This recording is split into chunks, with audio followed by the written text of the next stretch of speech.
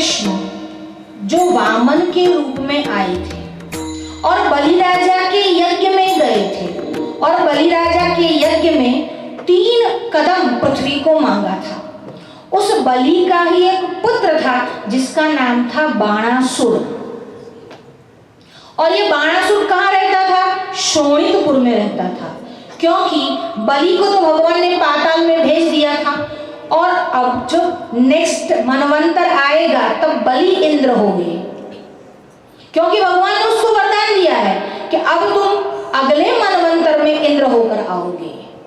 तो यहाँ पर जो बलि का पुत्र था जिसका नाम बाणासुर था, और ये बाणासुर कैसा था? बहुत बलिष्ठ था और उसके पास 1000 हाथ थे, इसलिए उसका एक नाम सहस्रबाहु भी था।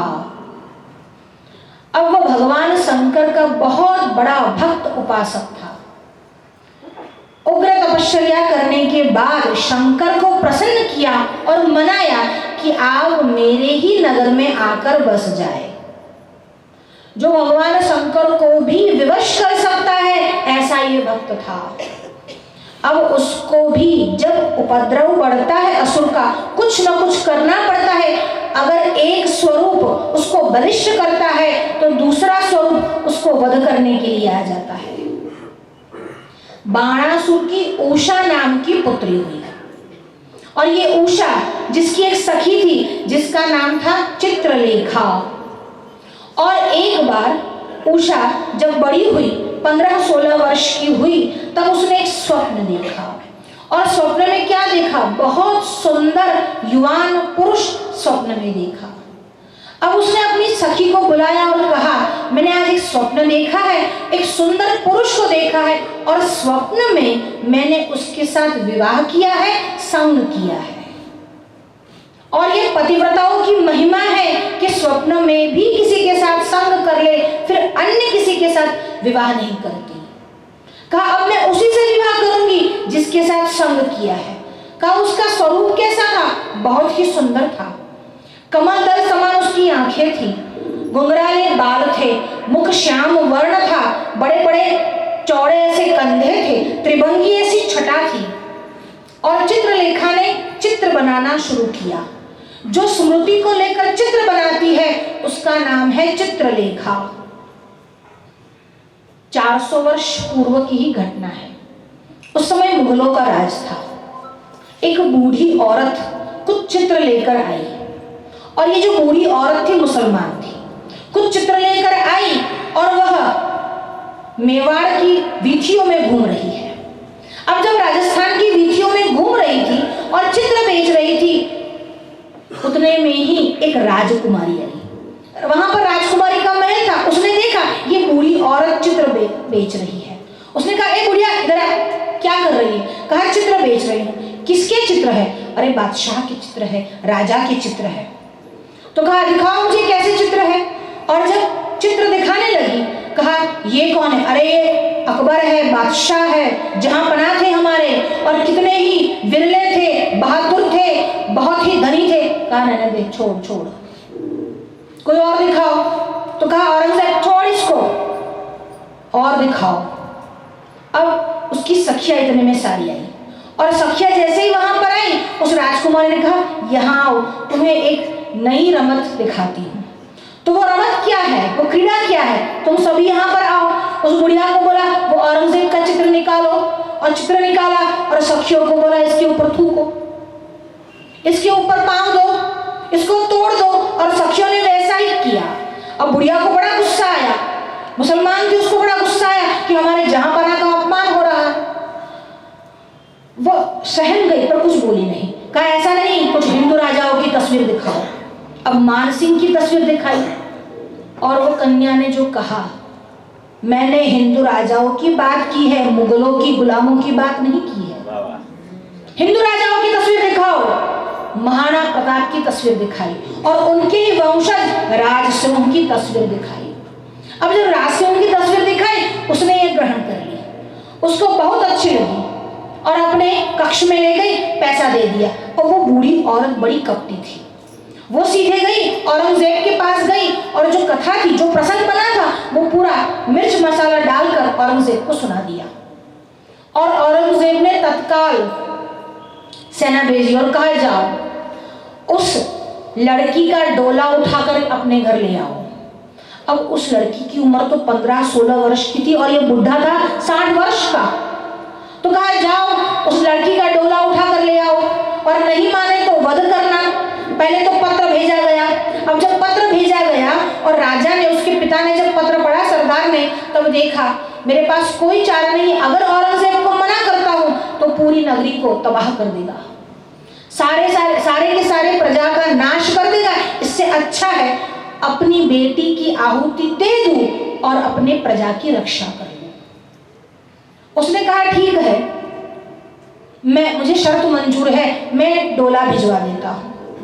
अब डोला भिजवाने की बात आई और जब उस कन्या को पता चला कि मेरे पिता शरणागत हो चुके हैं, उसके मन में दुख आया, आंखें बंद की, देवी रुक्मिणी का स्मरण किया और एक पत्र लिखा राशि के नाम पर।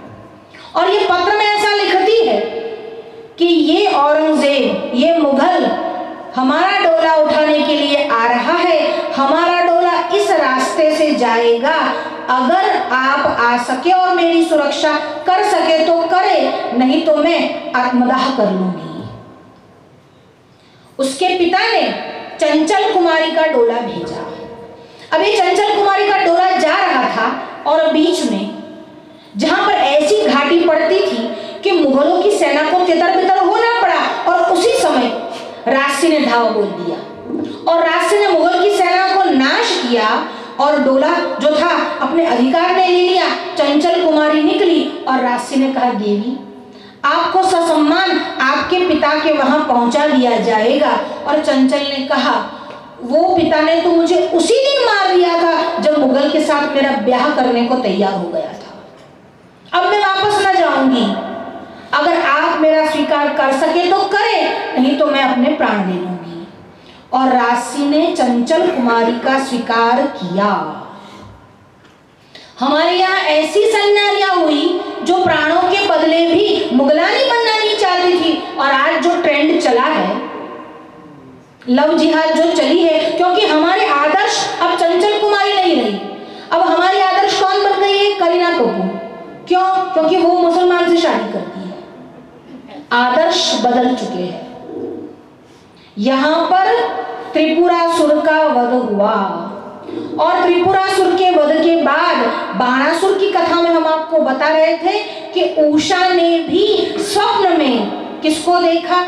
एक व्यक्ति को देखा जिसके चित्रलेखा बना रही थी, और चित्रलेखा ने भगवान श्री कृष्ण का चित्र बनाया। और उषा ने देखा, थोड़ी शर्माई, फिर सोचने लगी, नहीं ये नहीं है, थोड़े भिन्न है। फिर प्रद्युम्न का चित्र बनाया, फिर उषा ने देखा, फिर शर्माई, फिर सोचने लगी, ना ये भी नहीं है, थोड़े अलग है। फिर चित्रलेखा ने अनिरुद्ध का चित्र बनाया, फिर शर्माई और फिर देखा, फिर कहा यही है। तो ये कौन है? तो कहते हैं श्री कृष्ण के पुत्र प्रद्युम्न है और प्रद्युम्न के पुत्र अनिरुद्ध है। श्री कृष्ण इनके दादाजी है। अब मुझे उनके साथ विवाह करना है। चित्रलेखा ने कहा, कोई बात नहीं। वो जो थी वो सारी विद्याएं जानती थी, अदृश्य होने की विद्या भी जानती थी और आकाश मार्ग से गति करने की विद्या भी जानती थी। चित्रलेखा गई और पर्यंक के साथ, पलंग के साथ अनिरुद्ध को उठाकर लेकर आई। बाणासुर के भवन में ही, उषा के भवन में ही अनिरुद्ध रहे। बहुत समय तक दोनों साथ रहे। गांधर्व विवाह से उन दोनों का विवाह हुआ और जब समय बीतता चला गया और उषा के शरीर पर ब्याहता होने के चिन्ह दिखने लगे, तब लोगों ने आकर बाणासुर को समाचार दिए। बाणासुर गए और क्या देखते हैं? अनिरुद्ध वहां पर है, उषा वहां पर है। अब उसको क्रोध आया, अनिरुद्ध के साथ संग्राम हुआ और संग्राम में अनिरुद्ध को बंदी बनाया गया। भगवान श्री कृष्ण को समाचार मिले कि अनिरुद्ध वहां पर है। देवर्षि नारद ने समाचार दिए। श्री कृष्ण यादवों की सेना लेकर आए और बाणासुर के पुर पर, शोणितपुर पर चढ़ाई कर दी, आक्रमण कर दिया। बाणासुर और श्री कृष्ण दोनों के बीच संग्राम हो रहा है, पर बाणासुर के इष्ट कौन है? भगवान शंकर। अब बाणासुर भगवान शंकर को भी युद्ध में घसीट लाया, नहीं आपको भी युद्ध करना पड़ेगा। और भगवान कैसे है? भक्त वत्सल है। शिव और श्री कृष्ण दोनों के बीच परस्पर आमने सामने युद्ध हुआ। अब कौन जीतता? ना श्री कृष्ण हारते ना शिवजी हारते। फिर श्री कृष्ण ने क्या किया? जुम्बकास्त्र का प्रयोग किया। भगवान शंकर को नींद आने लगी। बगासु जने कहेवाय ने, जृंभण એટલે बगासु। अब भगवान शंकर को नींद आने लगी। अब बाणासुर के ऊपर श्री कृष्ण हावी हो गए और सुदर्शन चक्र का अनुसंधान किया और बाणासुर की जितनी भी भुजाएं थी, दो को छोड़कर सारी की सारी काट दी। भुजाओं के कारण उसको बड़ा ही गर्व था, अभिमान था।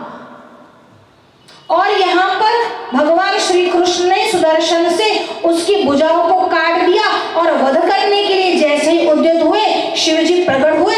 शिवजी ने श्री कृष्ण को रोक लिया और बाणासुर ने भगवान शंकर की स्तुति की।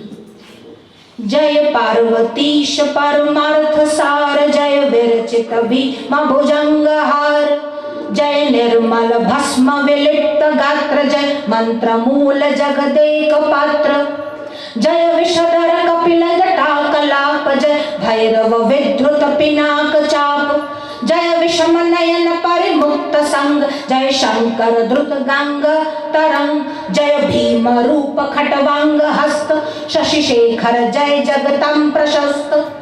और भगवान शंकर की स्तुति की। भगवान शंकर प्रसन्न हुए, श्री कृष्ण को मना किया, श्री कृष्ण ने उनको छोड़ दिया, जीवित छोड़ दिया। और आगे बाणासुर का वध करने के लिए देवी को कुमारी बन के आना पड़ता है।